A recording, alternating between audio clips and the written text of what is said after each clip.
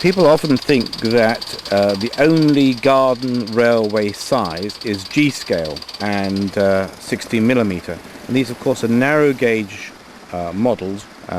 We like G-scale, we like 16mm, but don't just think that garden railways just mean these sizes. There's a big world out there, probably bigger than the narrow gauge, which is about traditional gauge 1, 1/32 scale model railways. And obviously modelling the full size 4'8.5" in miniature.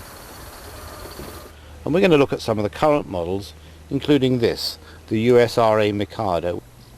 John here is going to light her up, and we're going to connect her to a train and see how she goes. Like the real thing, these models require oil, fuel and water. Now in the case of Asta, we tend to use methylated spirits as the fuel.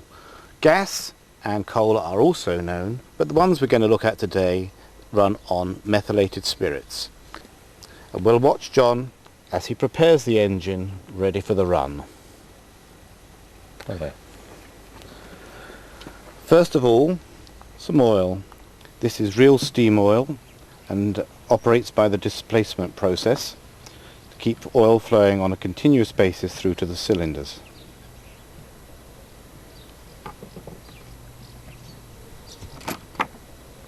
Next comes water. There's a tank in the tender with a hand pump to feed water through into the boiler, because we obviously want to ensure that when we start we have a good full boiler full of water. John's operating the hand pump to ensure a good supply of water through to the boiler.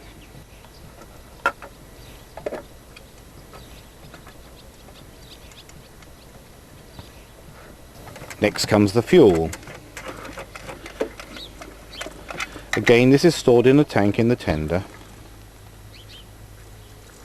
and a small bottle like this is just right to top up the fuel tank.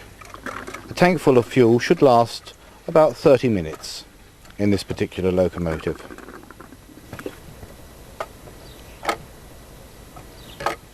John's checking the controls before putting the suction fan in and switching it on and applying a light to the burner, which is located towards the rear of the locomotive. Now the suction fan is required initially to draw the fire through the boiler to get some pressure up.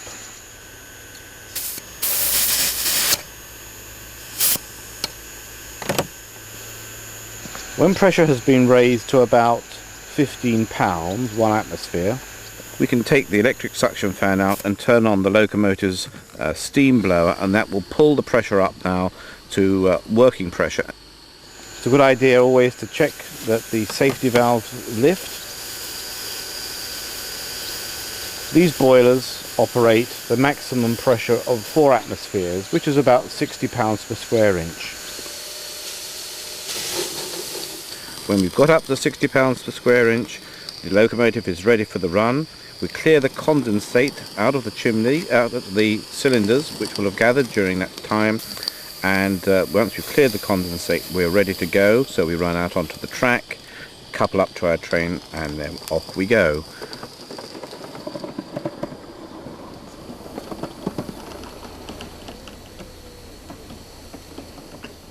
It's not particularly complicated. There is a little knack to learn in operating the models, but it's like riding a bike. Once you've learnt how to ride a bike, it becomes second nature.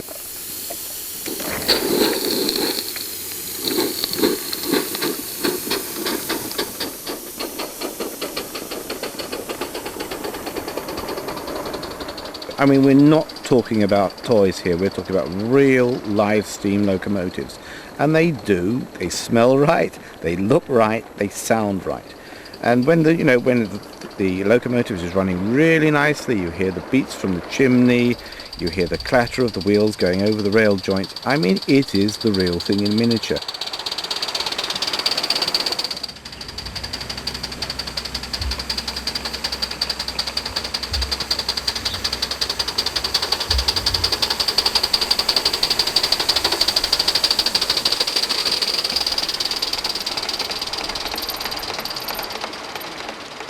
Well, you don't need a massive garden, but you do need a garden which has got, in essence, about a minimum of 16 feet wide and 16 feet long, because an 8-foot radius curve is really the minimum that you can go for. A 10-foot radius curve is ideal, and we would normally suggest that to people. But many Aston models will go round, in fact, a 6'6" radius curve. But from a sort of prototypical viewpoint, they look much better with a minimum of about 8-foot radius, and best still a minimum of, say, let's say a 10-foot radius.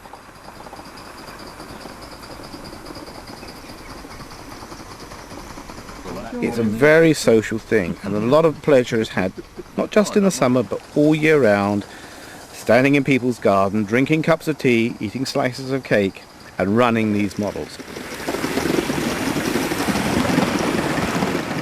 This is something that most people, they come to quite after perhaps doing some of the smaller sizes, but they come to gauge one, they come to live steam, and they never move away from it. So be prepared, this could be a lifetime's interest.